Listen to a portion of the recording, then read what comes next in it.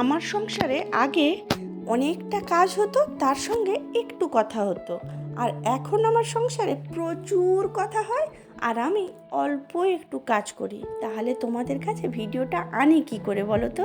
নমস্কার বন্ধুরা, আমি ঝুমা। আমার ছোট্ট সংসারের দৈনন্দিন জীবন নিয়ে নতুন ভিডিওতে তোমাকে স্বাগত। অন্যান্য দিনের মতোই সকালবেলা যোগাসন দিয়ে শুরু করেছিলাম। ওটা করে নেওয়ার পরেই রান্নাতে চলে এসেছিলাম। প্রথমেই মেয়ের জন্য আমি আজকে রুটি আর ঘুগনি বানিয়ে দিচ্ছি।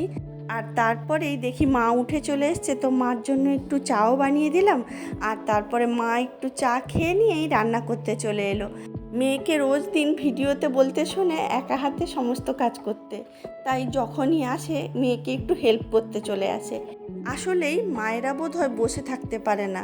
আবার যদি সেরকম হয় যে মেয়ে কাজ করছে, তাহলে তো বোধহয় একেবারেই বসে থাকতে পারে না। যাকগে, রান্নাটা আজকে দুজনে মিলেই সামলাচ্ছি, আর তার সঙ্গে অনেক কথা হচ্ছিল। যাই হোক, এর মধ্যেই মেয়েকে স্কুলের জন্য রেডি করে দিয়ে ওকে পাঠিয়ে দিলাম। আর এসেই দেখি মা এই মাছগুলো ভাজছে। এই মাছগুলো তোমরা কী নামে চেনো জানি না, তবে আমাদের গ্রাম্য ভাষায় যেটা বলে আমি তোমাদের সঙ্গে সেটাই বলছি, তবে অবশ্যই হাসবে না কিন্তু। যাই হোক, ওই মাছটাকে আমরা তেল তাপড়া বলি। এরপর শঙ্খ স্কুল খেয়ে চলে যাওয়ার পরে আমি রান্নার কাছে একটু ছিলাম। তারপর দেখলাম বাবা জামা কাপড় নিয়ে চলে গেল শুকাতে।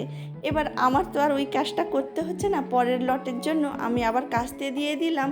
আর আমিই ভাবছিলাম যে এরা দুজনে মিলে যদি কাজ করে দেয়, আমি ভিডিওটা কি করে করব। যাকগে, তারপর দেখলাম আগের দিনের মতো বিছানাটাও গোছানো হয়ে গেছে। তো মশারিটা ঠিক করে গোছাতে পারে না বলে সেটা আমাকে বলে দিয়ে গেছে যে মশারিটা তুই গুছিয়ে নিস, আমি আর পারিনি। এরপর জামা কাপড়গুলো গুছিয়ে দিচ্ছিলাম। আর তারপরে সেই আদি অকৃত্রিম গল্প, হ্যাঁ, সেই গল্পের মাঝখানে একটুখানি কাজ হচ্ছে। এবার মেদিনীপুরের যেটা সবচেয়ে প্রিয় খাদ্য, সেই মুড়ি নিয়ে আমরা বসে গেছি। জানো তো, ছোটোবেলায় আমি আর মা প্রচুর কথা বলতাম। এখনও আমি আমার মায়ের সঙ্গে প্রচুর কথা বলি।